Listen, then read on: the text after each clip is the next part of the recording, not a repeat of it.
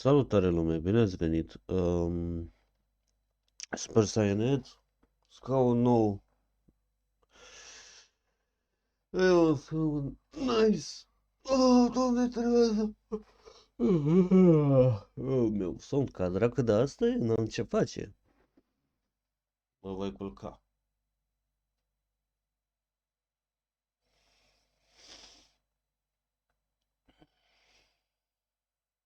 Dar nu o să mă culc acum pentru că avem un videoclip de făcut de la Nick Crowley. E un canal foarte bun dacă vă interesează chestiile misterioase și toate cele ce se întâmplă prin lumea asta, cazuri nelucidate, cazuri lucidate. E foarte bun canalul ăsta. Vă las link-ul în descriere. O să ne documentăm puțin despre the Khamar Daban incident. Incidentul Hamal, nu știu dacă cu Khamal, mă rog. Nu știu dacă trebuie să citesc cu C și cu H în același timp sau e H mut. Nu știu.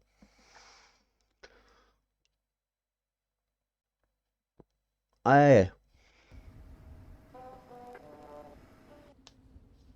Am trecut puțin peste minutajul ăsta că e practic sponsorizarea lui. Nu vreau să o dăm în sponsorizare.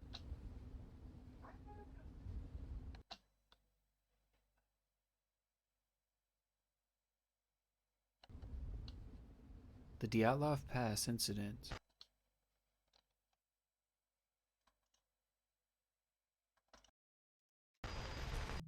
A case that many consider to be one of the greatest mysteries of all time, as over 60 years later, there is no agreed upon conclusion to what exactly had happened to those hikers. And part of what has always drawn me to this mystery is its uniqueness, as I always thought nothing like it could ever happen again. But little did I know, it already has. It was August 9th, 1993, as a group of Ukrainian kayakers paddled their way through a remote river in southern Siberia. The river tour would take them near the vast Khamar Daban mountain range and give them a full view of its beauty. As they followed the twisting river, the group would catch a glimpse of something moving in the woods. It was a young lady wandering aimlessly with a frozen expression on her face. She was all alone with blood on her jacket. The kayakers would call out to her, asking who she was and if she needed help, but the girl didn't answer. In fact, she didn't say a word. Whatever she had seen on that mountain range had traumatized her, to the point where she couldn't speak, having barely spoken of the incident to this day. The kayakers would bring her back to civilization, where it would be discovered that her name was Valentina Yudachenko, a hiker who had been visiting the area as part of a tourist expedition through the mountain range. Whoa. But the concerning part was, she wasn't alone. Or at least she hadn't been when she started her hike. In fact, she had been with 6 other hikers during her trip, hikers who were nowhere to be found. What happened in those mountains that was so traumatic that it left Valentina in a state of shock for years and caused the disappearance of her entire crew? Oh, well, the story is as strange and disturbing as it gets.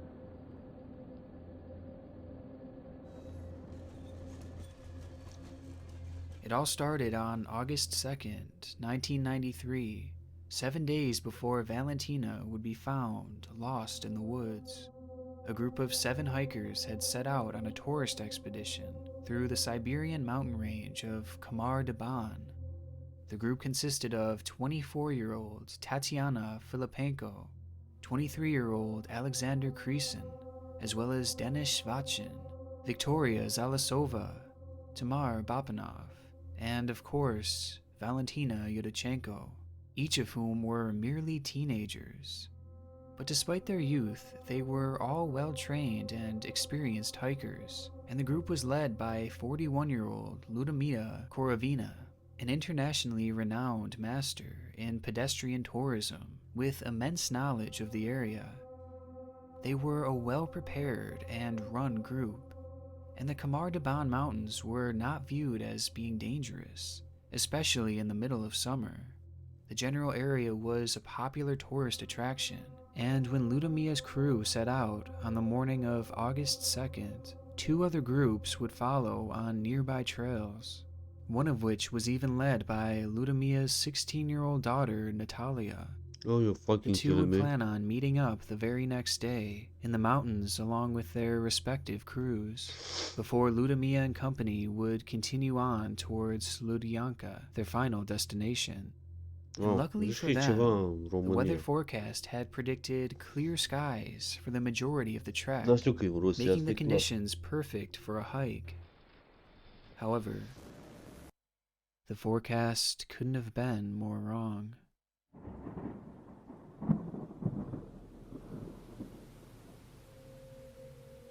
On and off spouts of freezing rain poured down upon the group and predicted an oncoming snowstorm as the group climbed the Kanulu mountain, and by August 4th, the snowstorm was in full effect, pummeling the exhausted hikers and forcing them to reroute and miss their connection with Natalia's group. Drained of energy, Ludmila would make the call to set up camp near the top of a clear summit and rest for the night. Holy A shit. move that to this day is still questioned, as the hikers were merely half an hour away from a shelter that stood on top of that very mountain. But nevertheless, they would spend the night there, and they waited for the morning. The sun would rise the next day to more stormy weather, with the snow continuing to fall around them. Ludmila knew that staying where they were would only spell trouble, so she ordered the group down the mountain and into the cover of the woods below. They'd never make it there. Just minutes into their descent, Alexander Kristin would begin to stumble. The man considered to be the strongest of the group would fall to the ground as his mouth began to fill with foam. Blood would rush out of his ears and his nose as he laid there seizing violently in front of his group. The hikers stood there stunned. Kristin was in perfect health, and just minutes ago he was fine. And now he laid in front of them, dying. They had been outside for mere minutes, and already one of their crew members were down. Recognizing the severity of the situation, Ludmila knew that they had to react quickly, so she volunteered to stay behind with Alexander and appointed the 2 remaining boys, Dennis and Tamar, to lead the rest of the group on their descent to the forest. And so, the 5 hikers continued moving forward without their leader and their strongest member, trudging ahead in a state of shock and confusion. However, this descent wouldn't last long. E posibil să fi murit de As they frig walked out of ăla. sight of Ludmila and their dying friend, screams started ringing out from on top of the hill. It was Ludmila.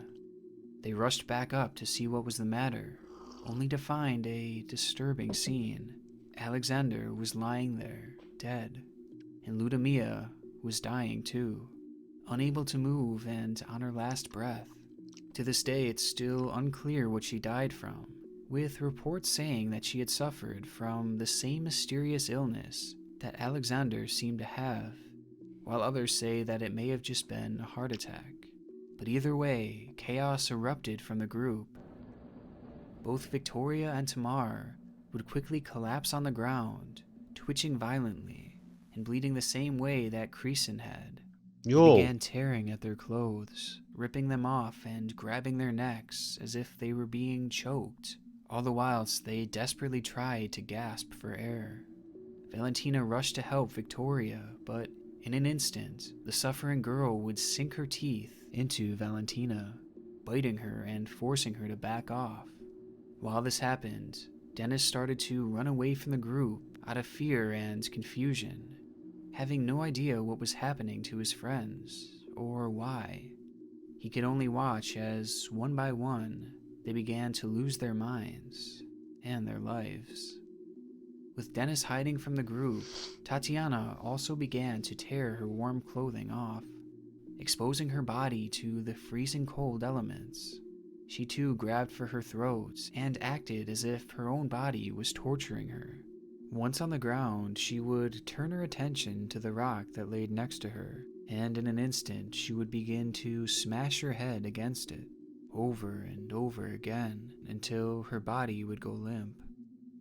In a matter of what must have felt like minutes, the group of 7 had withered down to just 2, as the suffering hikers had stopped moving altogether, likely having succumbed to their mysterious symptoms. Dennis would emerge to help Valentina, as the 2 were the only ones left who hadn't faltered. However, their health was starting to wither as well. They remained in the forest, close to the site where their whole group had just died, unsure of what to do next. And I can't imagine the silence and the confusion they must have been experiencing as they stood there together after witnessing all their friends drop dead in front of them. Friends that Holy shit. Da. Dacă vă întrebați de ce nu aveau telefoane sau ceva, într-o furtună de genul, chiar dacă ai încercat să suni, nu s-ar auzi nimica.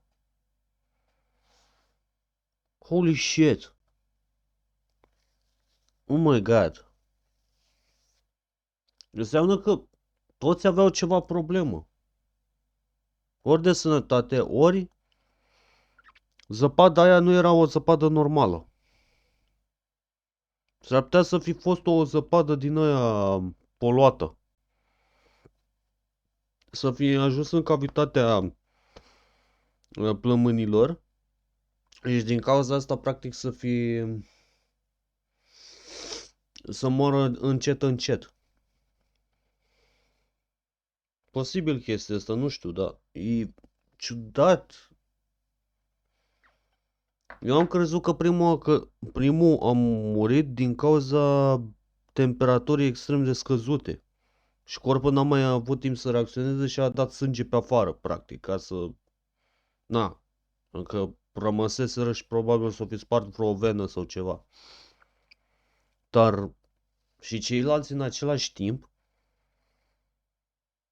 holy shit, zici că e ca un fel de ciumă chestia asta, e pe fiecare cum îi ia, dar tu nu vezi ciumă. What the fuck? a mere hour ago were in perfect health.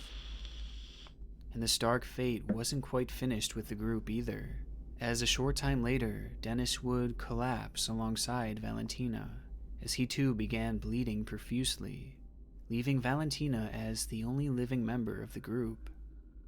Completely traumatized and scared for her life, Valentina took supplies from the camp and proceeded to wander alone in the forest.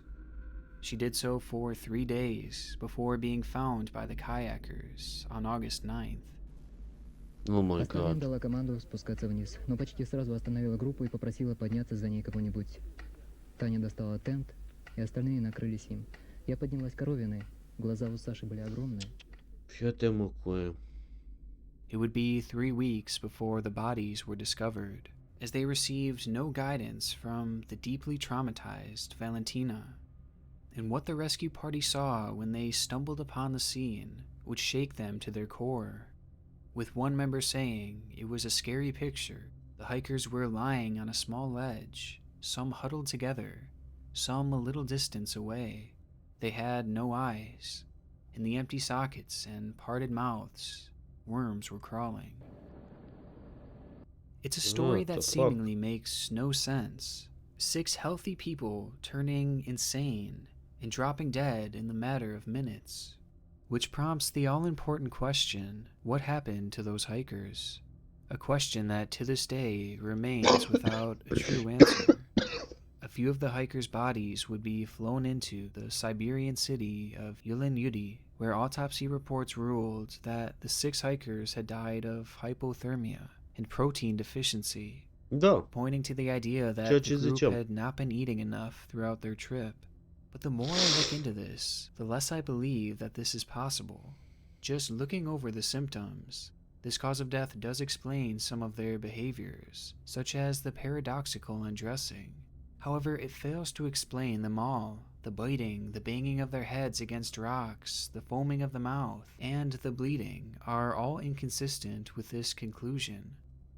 In addition, I find it strange that the hikers had perished a mere minutes into their hike. They had only been outside and exposed to the elements for a short period of time, and they all had had a long, warm night's rest in their tents.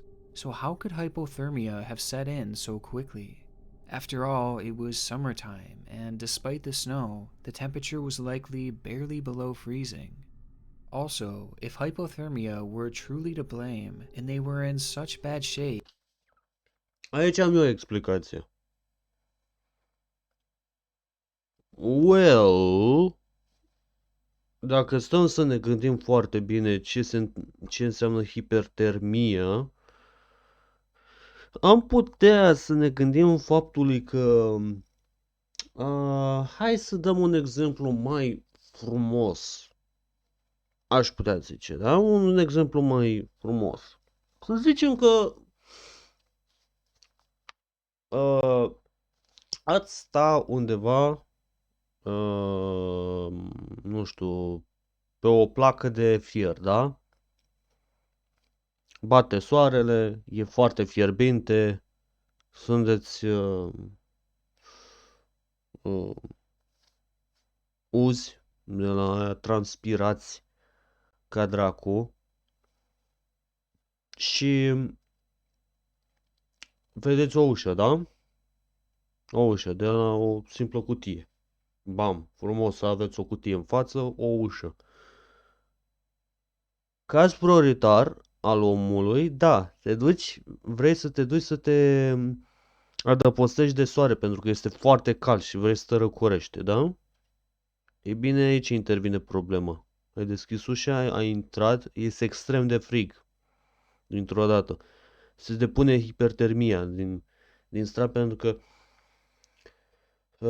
bine, nu prea mă pricep medical la chestiile astea, dar eu cred că așa ar funcționa, practic, că corpul deja a atins în limita maximă care poate să o dețină ca om, da? Bine, în cazul respectiv nu zicea că era foarte cald, dar dau un exemplu. Că poate atinge limita maximă care poate să reziste la căldură și dacă îl treci deja din extrema caldă în extrema rece, deja se depune hipertermia din start. Pentru că practic corpul nu mai e atât de confuză că nu mai știe cum să reacționeze de la cald la frig. Și începe să se fută din start ușor imunitatea. Atunci îți fuți cel mai tare imunitatea, când te duci dintr-o extremă în alta într-o manieră rapidă. În cazul de față, e ceva similar cu ce am zis eu. De la cald la extrem de frig. Corpul n-a mai știu cum să reacționeze, probabil nici ei nu erau îmbrăcați adecvat, n-aveau de unde, că chiar și arăta într-o anume poză că ei aveau niște sacoși sau pungi pe cap în pana mea, deci vă dați seama că practic nu erau echipați chiar corespunzător și pentru iarnă. Pentru că, na, era vara. Cine se aștepta să fie o furtună de zăpadă, e fix vara în zona aia. Da, se poate întâmpla chestia asta și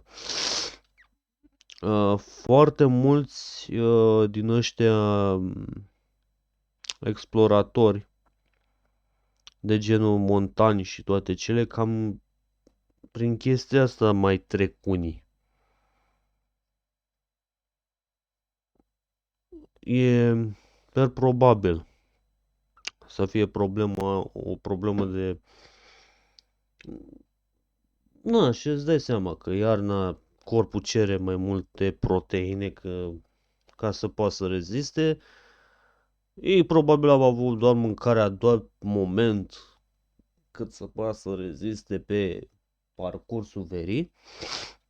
Vă dați seama, supe, chestii de genul din astea lichide mai mult. Când iarna își cere mai multă proteină. Dar oricum, damn. that each hiker died in the span of minutes, then how could Valentina have continued to survive for 3 more days? It just doesn't make sense. And as for the protein deficiency, Valentina herself had mentioned that the group had eaten well throughout their trip, and had even ate together on the morning of their deaths. It's also worth noting that they ate as a group together, with each member eating the same thing. So how had Valentina survived if she had eaten what they had eaten? And has caused myself and many others to doubt this theory. But if it wasn't hypothermia and protein deficiency, then what could it have been? As is the case with most mysteries, some have blamed the supernatural, believing that something otherworldly had happened to the group, while others have taken a more scientific stance, blaming things like low frequency in the area, which caused the group to go in a panic. But I have a hard time believing either of these, as the area was not all that remote, and it's well studied by scientists. Plus, this doesn't line up with Valentina's testimony, as well as the conditions of their bodies. Another possibility is that the group had eaten something poisonous on their trip, an idea that is certainly possible, as Ludmilla was often known to be a forager, so perhaps she had picked some sort of fungus or berry, giving it to the group to eat, without realizing that it was actually toxic. A poisonous mushroom could certainly cause the hikers to hallucinate, and potentially bleed Posibil internally. și asta. But the issue is, Valentina never mentioned that the group had foraged for food, and she is on record saying that they had eaten well. If they had ate something suspicious out there, she certainly would have told authorities.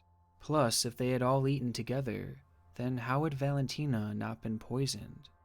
And finally, Ludmilla was an expert at this kind of stuff, so it's unlikely that she would make a mistake of this magnitude, especially given how well she knew the area. But if it hadn't been the food that had poisoned them, then perhaps it was something in the air. Russia has long since been known for their development of deadly chemical weapons, producing them in secret and testing them in Exact ce zicem, dacă a fost ceva în aer. Am zis mai devreme, chiar dacă e posibil să fi fost ceva în aer. Ceva chimical. E clar că ceva le-a ars practic de dinăuntru plămânii și astea. Dar acum mai a supraviețuit, a fost singura din grup care a supraviețuit. undisclosed locations. And around this time, it's documented that they had a specific interest in deadly nerve agents, chemicals that could have caused the hikers to snap and act the way they did, as well as causing their bleeding and foaming of the mouth. Oh, wow! Because of this, many think it's possible that the Russians had been testing or even dumping their chemicals in the area where the hikers just happened to be. After all, in 1993, the Soviet Union was already disbanded, an event that caused thousands of these chemical weapons to go missing, likely being sold or dumped. And just looking at the way the hikers had died, it seems like the best possibility for explaining how it happened so quickly. Now, following this theory even more, the case gained virtually no media coverage, besides for a single local article, and it's barely known to this day, pushing some to believe that it could have been covered up. And there's also one final key detail that I found in my research that could point to this theory being true. After authorities were alerted that a group of tourists were missing, they didn't set out a search party until a full week had gone by, despite there being clear weather. Some online have taken this as an indication that authorities were waiting for the toxins in the area to clear before beginning their search. But there are some issues. First of all, the location where the hikers were visiting was fairly popular, and they were a mere 100 meters away from a shelter that was designed for people to stay in. So why would the military test or dump weapons there? Wouldn't they select a more remote area? And also, how had Valentina survived? If there truly was a deadly chemical in the air there that was so powerful that it killed every member of the group that quickly, then it's nearly impossible that Valentina would have survived. And because of that, I can't settle on this as a definite conclusion. It's a frustrating case as the answer seems so hard to settle on, potentially because it's been incredibly underreported, and the reports that are out there are filled with quite a bit of speculation rather than fact. Also, of the original articles written on this, many were made in other languages, which may have led to things being lost in translation over the years. And though Valentina's testimony tells us what had happened on those mountains, it's also possible she had misremembered things, especially given the extreme shock and trauma she had experienced. She had also just recently started discussing this event, leaving things to be forgotten over the years. So with all these factors, it's possible we may not even have the full story, which just adds more mystery to this strange case. And given the lack of attention it's received, it's possible we may never know for sure what happened in those mountains. I want to give a huge thank you to my gold tier. El meu, cam atât cu videoclipul nostru de astăzi. Da, aici poate trage la concluzie mai multe situații de genul ăsta. Eu cam cred varianta, dacă guvernul rus a acoperit situația respectivă, cazul, înseamnă că a fost ceva în aer de dat de ei, că nu știu, e dubios, dar și așa, dacă aproape toți au murit din cauza la chestia aia, de ce ea n-a murit? Mie mi se pare că oarecum mă duce și cu gândul puțin la tentativă de asasinare prin o travă. Și asta poate să fie o chestie. Să fie de fapt un omor pe la spate. Și, na, vorba aia, din cauza temperaturii și toate căcaturile respective, dar și așa, mi se pare la modul cum e posibil din toți să moară aproape toți și să rămână doar o singură femeie. E ciudat, e foarte ciudat. Ceva a fost la mijloc, oricum.